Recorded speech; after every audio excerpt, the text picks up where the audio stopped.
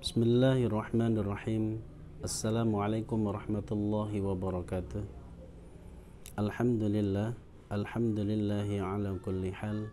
Alhamdulillahilladzi ja'alal jannata lil muttaqin. Alhamdulillahilladzi arsala rasulahu bil huda wa dinil haqqi liyudhhirahu 'alad dini kulli walau karihal munafiqun. Asyhadu an la ilaha illallah wa asyhadu anna Muhammadan 'abduhu wa rasuluh. Allahumma salli wa sallim ala nabiyyina Muhammad wa ala alihi wa azwajihi wa auladihi wa dhurriyyatihi wa sahbihi ajma'in wa man tabi'ahum ila yaumiddin, amma ba'd.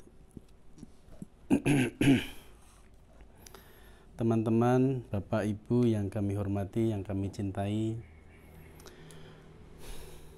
pada video kali ini kita akan coba membahas sesuatu yang sedikit sensitif, tapi lebih baik kita bahas daripada hanya menjadi hayalan, bukan hayalan, hanya ada di pikiran dan tidak ada solusi. Banyak hari ini, dan mungkin Anda mungkin salah satunya, saya tidak tahu. Hari ini posisinya itu seperti ulat. Ulat itu dimanapun dia ada, daunnya itu bolong. Ulat itu berkarakter merugikan, merepotkan dimanapun dia berada. Padahal manusia seharusnya berposisi bukan sebagai ulat, tetapi sebagai kupu-kupu, yaitu bermanfaat untuk orang lain. Ulat gambarannya adalah kita itu sering merepotkan banyak orang. Ada misalkan dititipi uang oleh siapa, mungkin untuk kas masjid atau kas yasinan atau kas apa begitu, majelis ilmu apa begitu, uangnya kita bendaharanya ya, kita nyimpan uangnya, malah justru uangnya kita pakai coba tanpa seizin mereka. Repotnya lagi pas mereka mau gunakan uang itu tidak ada. Ulat. Kemudian kita punya tetangga, kelihatannya agak rezekinya agak lumayan gitu. Tiba-tiba kita ke sana minta diberi bantuan hutang kepada tetangga. Setelah diberi bantuan hutang, kita nggak bisa mengembalikan juga. Akhirnya kita merepotkan tetangga. Punya saudara, adik, kakak atau siapa itu kelihatan kaya sedikit, kita nembung utang sama mereka. Setelah kita diberi utang sama mereka, nggak bisa mengembalikan juga. Pada saat mereka butuh ada acara apa atau apa, tiba-tiba kita nggak mampu mengembalikan uang yang itu hak mereka. Lagi-lagi kita merepotkan banyak orang. Hari ini banyak orang yang dikarenakan faktor hutangnya dia menjadi penyakit di masyarakat. Siapapun yang kenal dengannya akan direpotkannya. Maka Bapak Ibu, rezeki yang sempit seperti ini kita bisa rubah. Karakter yang merepotkan ini bisa kita rubah menjadi karakter yang mungkin bermanfaat untuk orang lain, berkarakter rezeki yang lapang, yang memberi. Bukan lagi karakter yang menerima atau meminta, tapi karakternya bisa menjadi pemberi. Ulat bisa menjadi kupu-kupu, tapi kita harus rela untuk menjadi kepompong. Itu adalah proses yang dibutuhkan. Setidaknya begitulah ilmu biologi kita. Dalam kasus ini, pertanyaan pertama adalah kapan atau berapa lama proses kepompongisasi untuk manusia? Jawabannya adalah mungkin akan berbagai jawaban, tetapi salah satu yang paling terkenal adalah usianya 40 hari. Kita butuh waktu 40 hari untuk merubah diri kita dari ulat yang merugikan banyak orang menjadi seekor kupu-kupu yang bermanfaat untuk orang lain. Dari yang hanya meminta, mencari, merepotkan itu, tiba-tiba nanti kita menjadi pemberi, penyumbang, dan seterusnya. Berapa lama waktunya? Yes, 40 hari. Apa dan kenapa 40 hari? Jadi kenapa 40 hari? Itu pertanyaannya. Karena ada sebuah masyhur ya, hadis sahih itu masyhur, manusia dari setitik air, atau dalam bahasa biologi kita sebut dengan istilah zigot, berubah menjadi segumpal darah, itu butuh waktu 40 hari. Dari segumpal darah menjadi segumpal daging juga butuh waktu 40 hari lagi.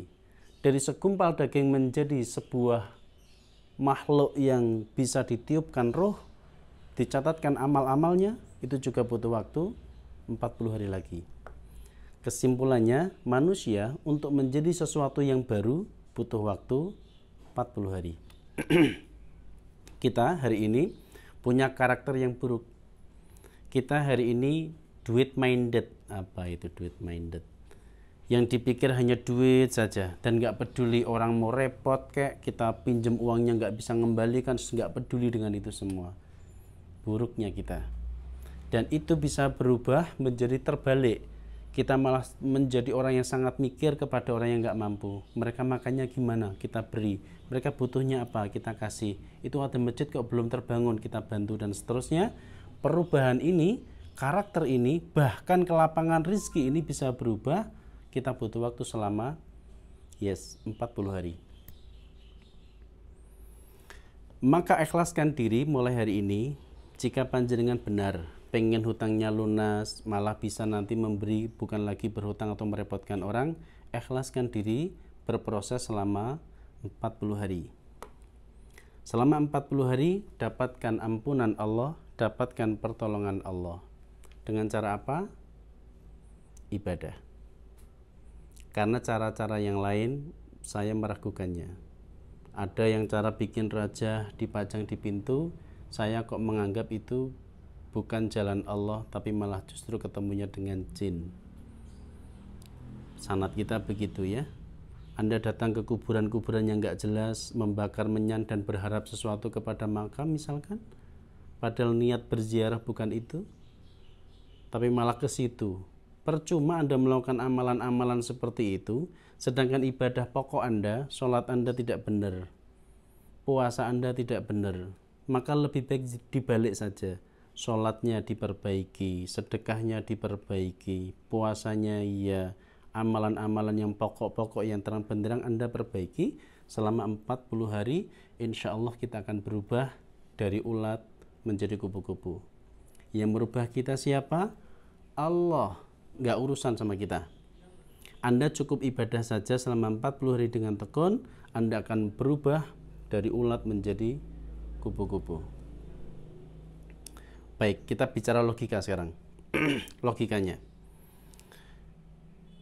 Mungkinkah Allah memberikan rezeki kepada kita digunakan untuk mabuk? Misalkan Allah kasih 3 juta rupiah per bulan. Nih, ada uang 3 juta nih buat mabuk. Mustahil kan Allah ngasih uang untuk mabuk? Atau Allah kasih nih, tak kasih uang bulan ini 50 juta untuk judi misalkan. Nggak mungkin kan Allah ngasih uang untuk judi? Juga tidak mungkin kalau Allah ngasih nih uang 3 juta atau 5 juta buat bayar bunga, padahal itu riba dan haram. Kalau Anda selama ini terus membayar bunga, berarti uang apa yang Anda pakai? Karena nggak mungkin Allah menganggarkan untuk bayar bunga. Itu adalah uang Anda, uang istri Anda, uang anak Anda, uang kesehatan, uang transport, uang komunikasi, dan sekolah, dan lainnya. Sehingga begitu Anda mendahulukan riba, otomatis Anda zalim pada keluarga Anda sendiri dan pada diri sendiri. Perbuatan Anda inilah yang menyebabkan Allah menyempitkan rezeki panjenengan karena jenengan tidak bisa dipercaya. Memegang uang bukannya menuju ke surga, tapi malah mengarah kepada neraka. Yang aneh adalah masalah angsuran tertibnya luar biasa. Telat 1 hari aja bingung, telat 1 bulan aja galau luar biasa. Tapi begitu bayar SPP-nya anak, telat berbulan-bulan biasa saja. Padahal bayar SPP anak itu malah wajib atau mungkin malah itu dibutuhkan. Tapi yang riba itu malah diharamkan. Bagaimana mungkin Anda mengutamakan yang haram dan mengabaikan yang halal? Sebuah keanehan yang terjadi di banyak orang. Dan mungkin termasuk Anda. Bisa jadi, karena memang banyak yang melakukannya. Ingin berubah, maka berubahlah. Oleh karena itu, Mulai hari ini cobalah gunakan waktu 40 hari tekun beribadah, tinggalkan semua yang Allah larang, kerjakan semua yang Allah wajibkan, kemudian dapati pertolongan Allah selama 40 hari. Insya Allah kita mendapati, kita menjadi berubah, menjadi orang yang bermanfaat untuk orang lain di kemudian hari. Hutang bisa lunas, kita bisa berbagi dengan sesama, kita mati membawa sangu yang cukup untuk kita di alam kubur maupun di akhirat kelak. Demikian Bapak Ibu, sekilas saja dulu ya. Mungkin untuk ibadahnya kita buka di video khusus saja, apa-apa aja ibadah yang cocok untuk mendatangkan ampunan dan pertolongan Allah. Mungkin begitu, kurang lebihnya mohon maaf, karena ini mungkin agak sensitif, jadi mohon maaf sekali. Kemudian mudah-mudahan ada manfaatnya. Kami akhiri, Assalamualaikum warahmatullahi wabarakatuh.